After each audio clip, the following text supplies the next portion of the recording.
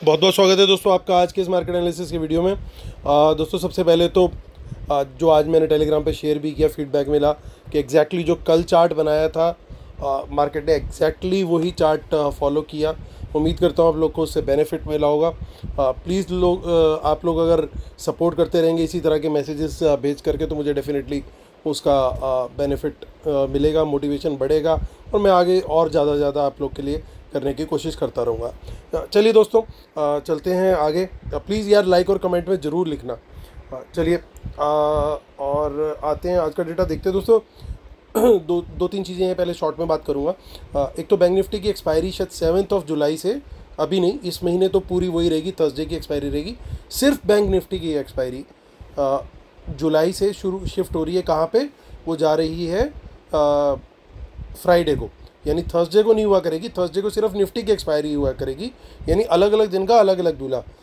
दूल्हे राजा ट्यूसडे को रहेंगे, फिर निफ्टी रहेगी थर्सडे को और बैंक निफ्टी रहेगी फ्राइडे को। और जो बीएससी के भी जो डेरिवेटिव कॉन्ट्रैक्ट्स हैं उनकी ऑलरेडी फ्राइडे को ही चल रही है। सो काफ़ी पूरे क्या कहते हैं कि पूरे वीक के अंदर काफ़ी ज़्यादा ऊपर नीचे हुआ करेगा और काफ़ी ज़्यादा वॉल्यूम्स बढ़ जाएंगे एक्सचेंज में। तो इससे मुझे लगता है कि क्योंकि प्लेयर्स डेडिकेट हो करके फिर निफ्टी में एक दिन पूरा जोर लगा के ट्रेड करेंगे, एक दिन फिर निफ्टी पे जोर लगेगा, एक दिन बैंक निफ्टी पे लगेगा, तो होगा क्या, 2-3 एंटिटीज़ के जरूर स्टॉक्स के ऊपर इम्पैक्ट आएगा। एक तो जो ब्रोकरेज फर्म्स हैं उनको डेफिनेटली बेनिफिट मिलेगा क्योंकि बिजनेस बढ़ेगा उनका। दूसरा जो स्टॉक एक्सचेंज के स्टॉक्स हैं यानी बीएससी और अनलिस्टेड में ट्रेड होता है एनएससी, इन दोनों के स्टॉक्स को भी बेनिफिट मिलेगा। इसके अलावा भी जो क्योंकि एफ एंड ओ की पोजीशंस बाकी ज़्यादा इतने इन्वॉल्व नहीं होती एंटिटीज़, तो ये प्राइमा फेसी मुझे दिखता है कि इन लोगों को बेनिफिट मिलना चाहिए और आने वाले क्वार्टर्स में इन एंटिटीज़ के प्रॉफिट्स में आपको एक अपटेक आता हुआ दिखाई देगा। So it's not a financial advice, आप अपने फाइनेंशियल एडवाइज़र की हेल्प से लें। मैं अपना एक personal view on educational basis की क्या इसका इम्पैक्ट हो सकता है क्या नहीं, वो आपको शेयर कर रहा हूँ। फ्रॉम रिटेलर्स पर्सपेक्टिव क्या इस चीज़ का इम्पैक्ट हो सकता है? इम्पैक्ट यही हो सकता है कि आप और ज़्यादा एंगेज हो गए। मैं जनरली सेकंड हाफ में ट्रेड करने के लिए मना करता हूँ, अब आपके पास 3 सेकंड हाफ हो गए जिसमें ट्रेड थोड़ा सा कम करेंगे, तो it's actually good for you. क्योंकि मार्केट जब वॉलेटाइल होती है, अब जैसे कोई कॉल राइटर बैठा होगा सपोज आज, उसने फिन निफ्टी की कॉल बेच रखी होगी रिटेलर ने, क्योंकि जनरली रिटेलर रिस्क मैनेजमेंट पे थोड़ा सा ध्यान अनफॉर्चुनेटली कम देते हैं। तो आप वो देखिए कि लास्ट में वो एक एक कॉल कहाँ से कहाँ चली गई, तो उस तरह के बड़े लॉसेस, उसमें पूरी कैपिटल उड़ जाती है। इसीलिए बड़ा रिस्की होता है अनलेस आप बहुत अच्छे से अपने रिस्क मैनेजमेंट को कंट्रोल करना जानते हो।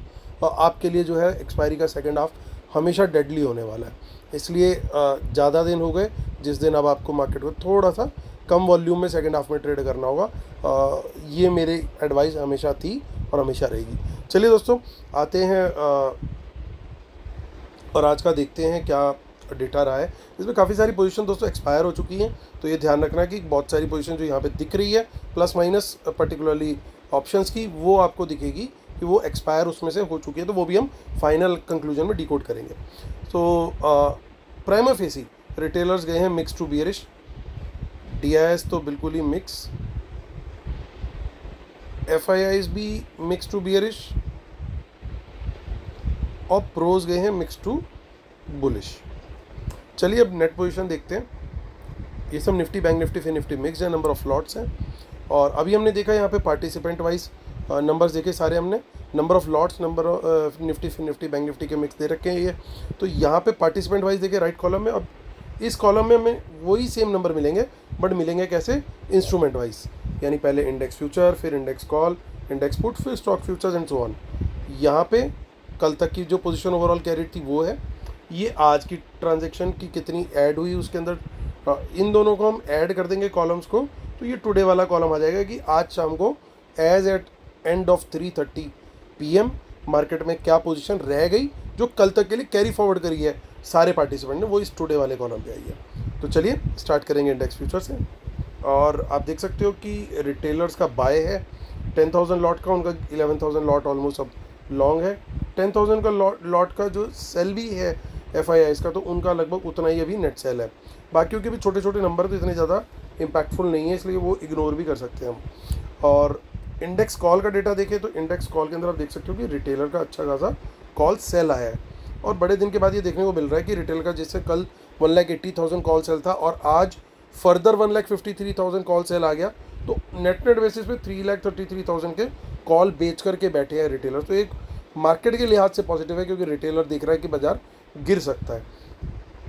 FIIs भी कॉल बेच करके गए, जरूर फिन निफ्टी की एक्सपायरी के चलते कुछ ना कुछ ऑप्शंस जो हैं वो आज एक्सपायर हुई होंगी। तो 3,33,000 थी पहले, अब रह गई 2,65,000 लॉन्ग। और प्रोज जो मार्केट को रोक रहे थे, ऊपर नहीं जाने दे रहे थे क्योंकि कॉल बेच के बैठे हुए थे, फाइनली आज की बड़ी बाइंग के बाद 2,21,000 उन्होंने कॉल जो बाय करी, उसके बाद वो 67,000 लॉट प्लस में आ चुके हैं। इंडेक्स पुट का डेटा देखते हैं, यहाँ से ज़्यादा कुछ खास खबर इतनी नहीं आ रही है।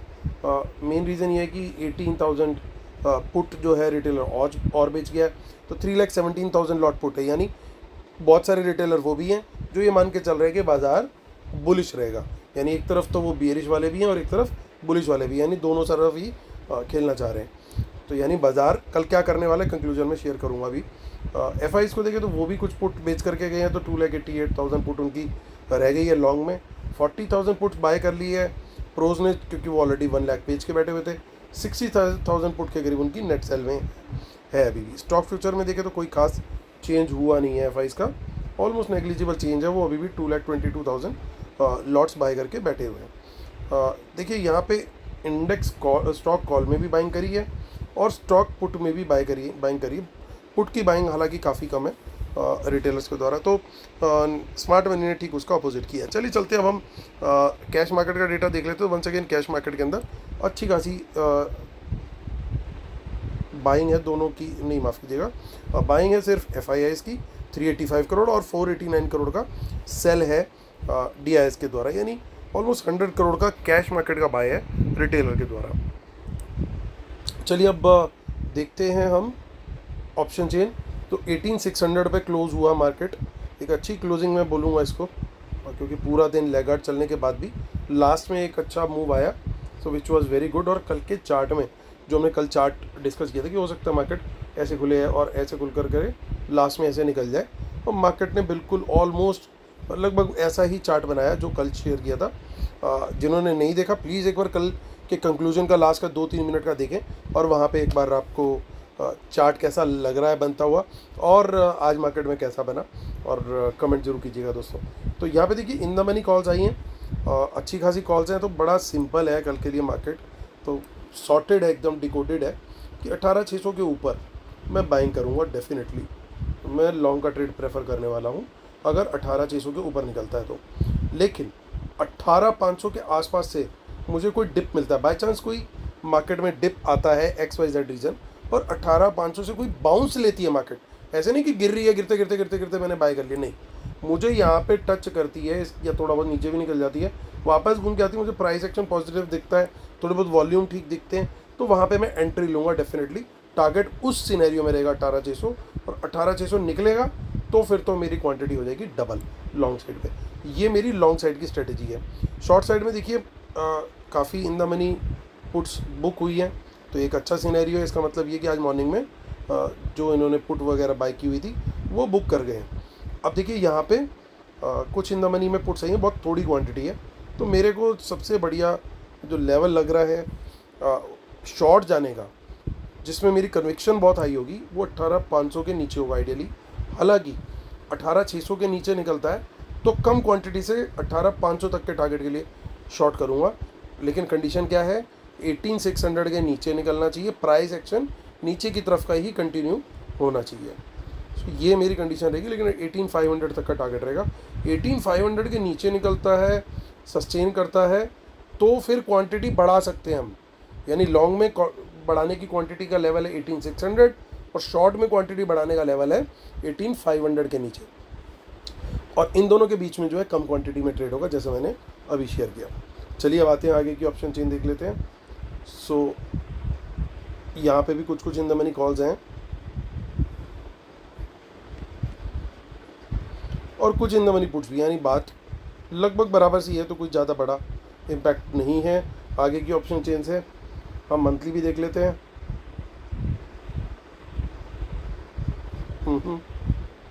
नहीं, कुछ खास नहीं है। चलिए चलते हैं बैंक निफ्टी की तरफ। 44164 once again a good closing. जब तक 44,000 के ऊपर चल रहा है ये एक बढ़िया क्लोजिंग है। और दूसरी चीज़ ये कि ये 44164 को मेरे को पर्सनली बहुत अच्छी क्लोजिंग इसलिए भी लग रही है क्योंकि इससे पहले का जो बैंक निफ्टी का हाई था, जो हफ्ता 10 दिन पहले अभी टूटा है या पिछले कुछ दिनों में टूटा, उससे पहले तक का जो हाई था काफ़ी लंबे से बना हुआ था, वो था 44151 पॉइंट समथिंग था, 70 या 90 ऐसे कुछ था। सो वो लेवल के ऊपर क्लोज दिया है बाजार, यानी जो प्रीवियस हाई था उसके ऊपर क्लोजिंग दी है। तो ये कहीं ना कहीं एक सिग्नल है कि बुल्स आर इन कंट्रोल, क्योंकि बड़ा इंपॉर्टेंट होता है कोई चीज़ किसी हाई को तोड़ती है उसके ऊपर कितना सस्टेन कर पा रही है। वो हाई ब्रेक करके अगर वापस आ जाती है चीज़ तो वो इतनी ज़्यादा मीनिंगफुल नहीं है कि हाई तो तोड़ा, बट मज़ा तो तब है ना उस हाई के ऊपर आप रुको। तो अगर ये एक आधी क्लोजिंग और दे दी, 100-150 पॉइंट ही चाहे दे दे और ऊपर की, तो बैक टू बैक 2 दिन एक ऐसी कैंडल्स आ जाएंगी जो इतने लंबे टाइम से एक हाई बना हुआ था बैंक निफ्टी का, उस हाई के ऊपर क्लोजिंग आई है। तो मार्केट में फिर बुल्स का कॉन्फिडेंस लेवल नेक्स्ट लेवल पे होगा और हम एक मार्केट को बहुत अच्छे बुल रन के शुरुआत आप कह लीजिए कि यहाँ से और फर्दर हम और अच्छा आगे जा सकते हैं। सो इस वजह से, क्योंकि ये छोटी छोटी चीज़ें होती हैं, बड़ी माइक्रो होती हैं दोस्तों, इन चीज़ों को ध्यान रखना बड़ा ज़रूरी होता है। कई लोग बोलते हैं यार ये हाई टूट गया तो उसके ऊपर स्ट्रॉन्ग है। यार टूटना तो ठीक है, लेकिन क्या सिर्फ वो हाई तोड़ करके लोगों को माल पकड़ाने आया है क्या वहाँ पे, या उस हाई के आगे और उसका ले जाने का विचार है? तो इस चीज़ को डिकोड कैसे करें?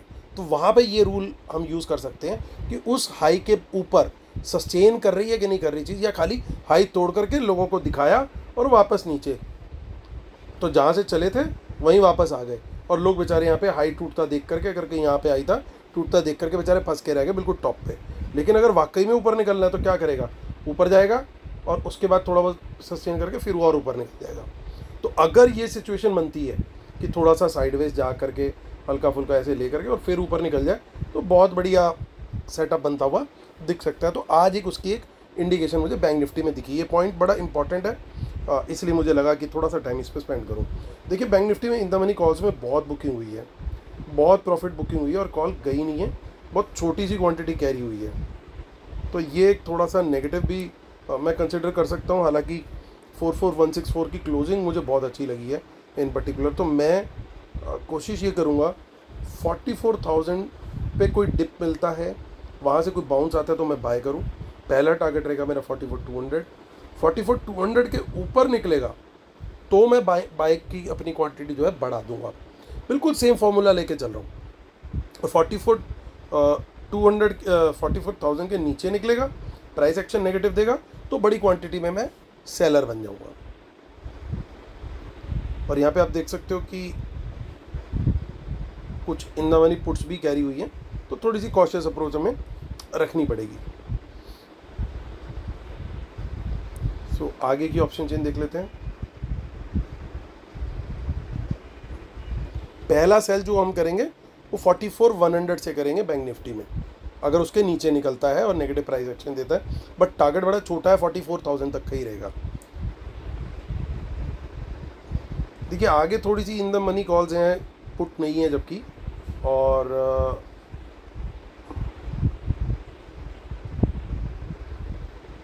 ज़्यादा कुछ खास नहीं है। चलिए अब फिन निफ्टी की भी ऑप्शन चेन देख लेते हैं और सीधा रुक करते हैं अपनी शीट की तरफ। 19479 पे मार्केट क्लोज हुआ है। बढ़िया शानदार मूव दिया मार्केट ने आज सेकंड हाफ में इन पर्टिकुलर। तो यहाँ पे भी कुछ इन द मनी कॉल दिख रही है विच इज़ वेरी पॉजिटिव।